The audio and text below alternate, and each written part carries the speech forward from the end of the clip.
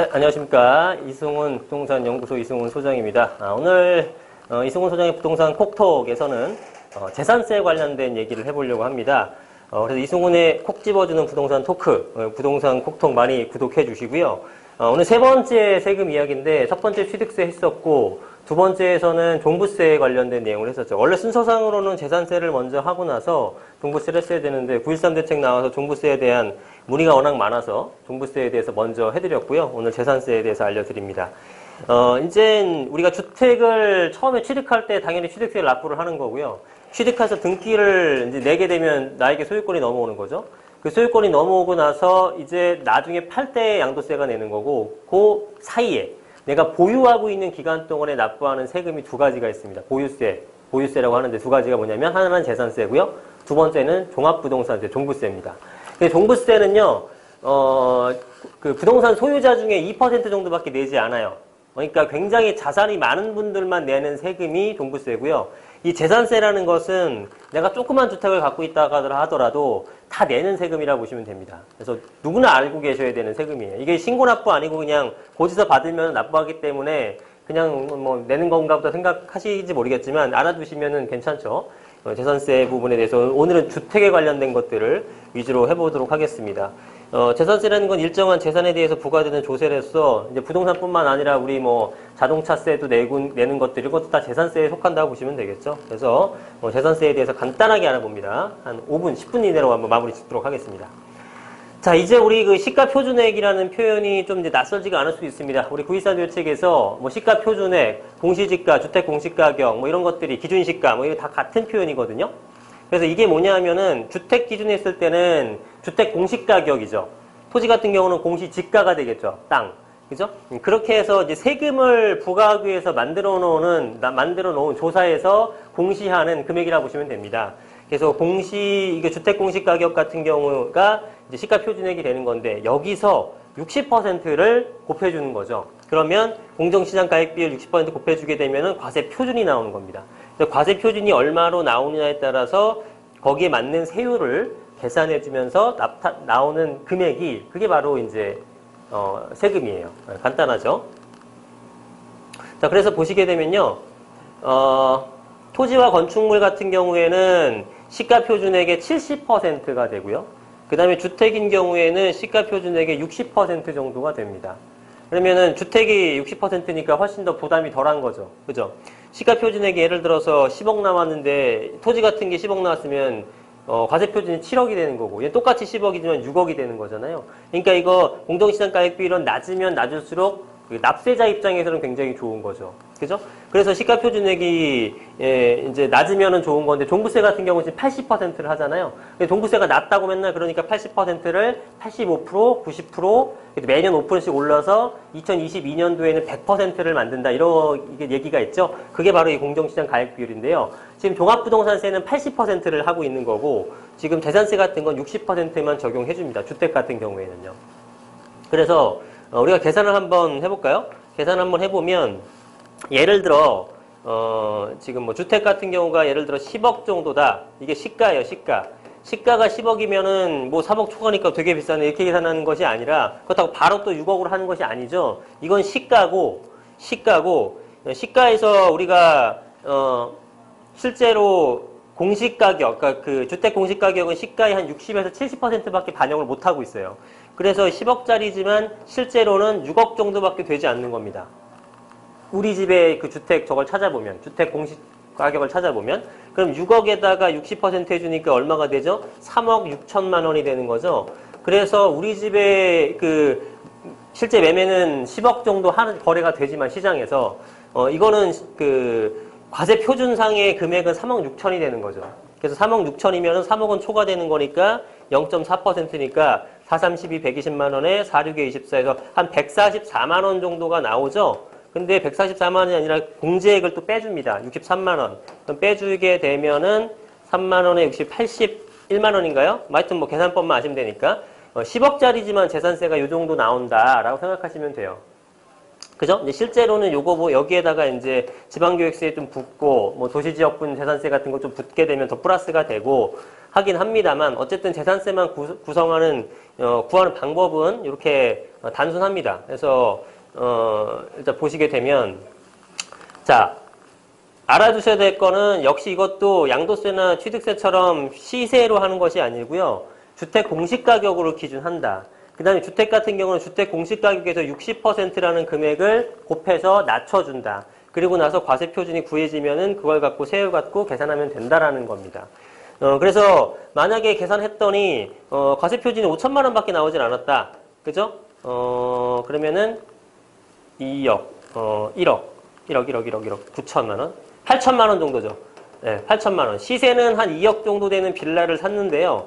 이거를 주택공시가격 뽑아보니까 8천만 원밖에 되지 않는 거예요. 그래서 68에 48하니까 4,800만 원밖에 되지 않죠. 대략 5천만 원 정도라고 하면 5천만 원에다가 0.11%를 곱하는 겁니다.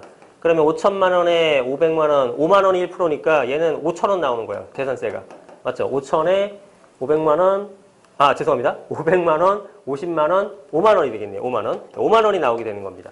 그죠? 5천만 원이 100%죠? 그 10%면은 500만 원, 1%면은 50만 원, 그 다음 0.1%면 5만 원. 그래서 2억짜리 빌라인데 세금, 재산세는 5만 원밖에 안 나오는 이런 모습을 보이고 있는 거죠. 이해가 되시죠? 예, 그러면서 이제 역시 마찬가지로 누진과세 체계로 되어 있죠. 이것도 종부세나 양도세 다 마찬가지인 것처럼 그렇게 해서 금액이 올라가면 올라갈수록 이 금액이 높아지는 거예요. 그런데 과세 표준이 나왔는데요. 좀 여러분들 헷갈리시는 것 중에 하나. 만약에 2억 원이 나왔다. 2억 원. 과세 표준이 2억 원이 나왔다. 그러면은 0.25% 하니까 2, 2, 4, 2, 50 해서 50만 원 정도가 나와야 되는 거잖아요. 계산 맞나요, 지금? 50만 원 정도가 나와야 되는 건데 이렇게 계산하는 것이 아니라 50만 원에서 누진공제액 18만 원을 빼줘서 실제로 32만 원만 나오는 겁니다. 그래서 이 누진공제액이 뭐냐 하면은 이제 왜 이렇게 계산이 되냐 하면요. 누진공제액을 몰라도 상관은 없는데요. 계산 방법만 알아두시면 됩니다. 자, 어떤 거냐면 간단하게 1억이 나왔어요. 그럼 1억에다가 1억 6천만 원에서 1억과 1억 5천 사이 구간이 1억이니까 1억에다 0.15 곱해가지고 1천만 원, 100만 원, 15만 원 납부한다. 이게 아니고요. 계산은 6천만 원까지는 이걸로 계산하는 겁니다. 1억이지만 내 매매가는 1억이지만 비록 1억이지만 0원에서 6천만 원까지는 0.1%를 곱해가지고 이게 6만 원이 계산된 거예요.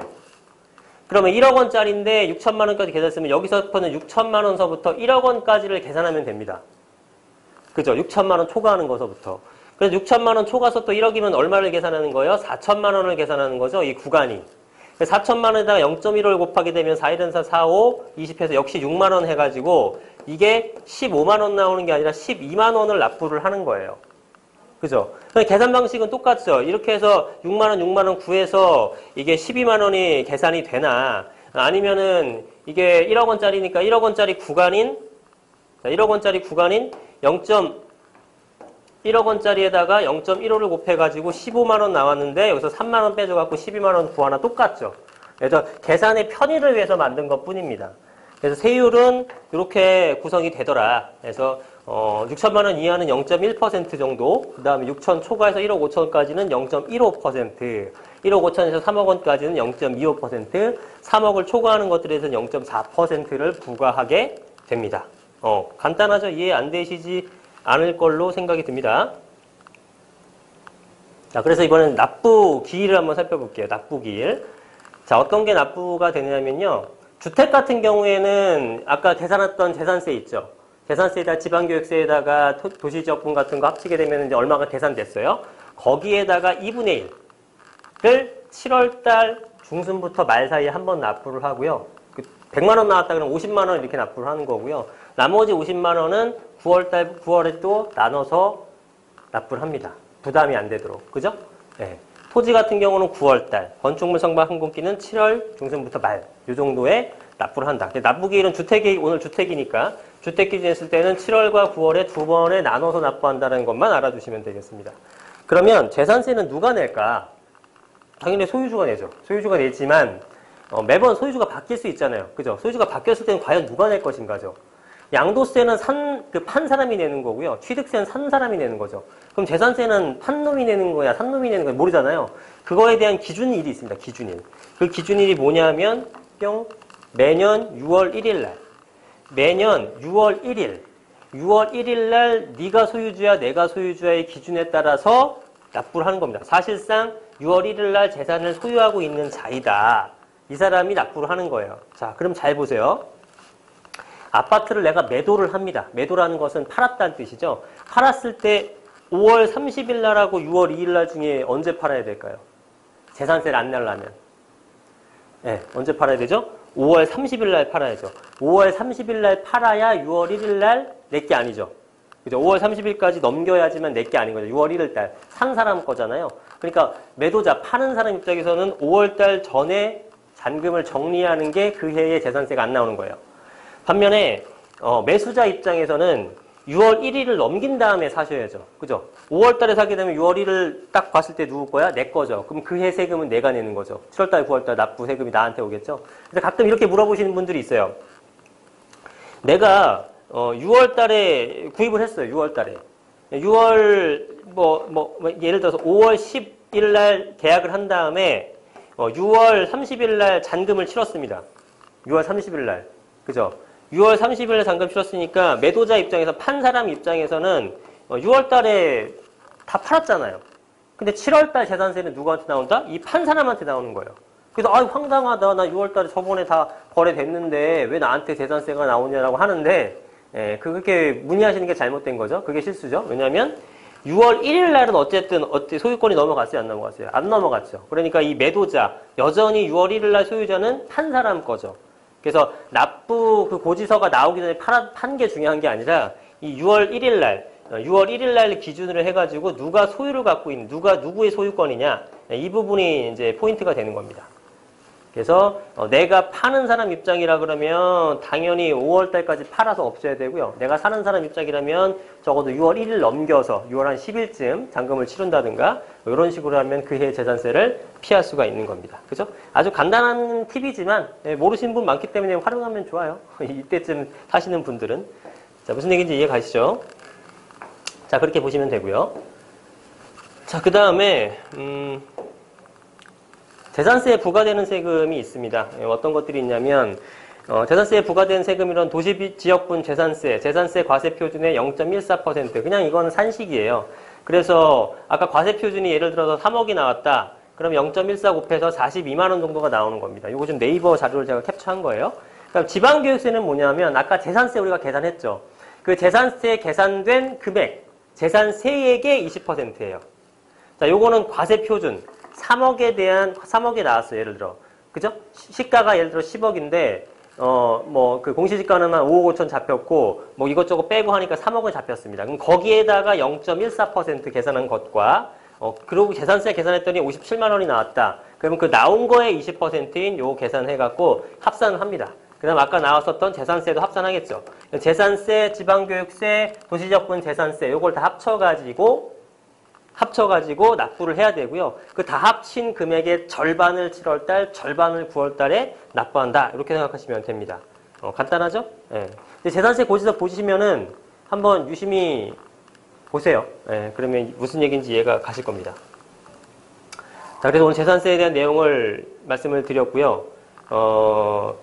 저희가 이제 이번 주 목요일 날입니다. 9월 20일이죠. 9월 20일. 그래서 이번에 주제는 9.13 대책에 대한 요약과 이걸로 인한 하반기 시장이 어떻게 움직일 것인지 세미나 주제를 만들었기 때문에 한번 오셔갖고 보시면 될 것 같습니다. 전화번호는 전화번호 꼭 문의를 주셔야지만 됩니다. 예, 여기 보시면 커다랗게 제가 다시 뽑아드릴게요. 샥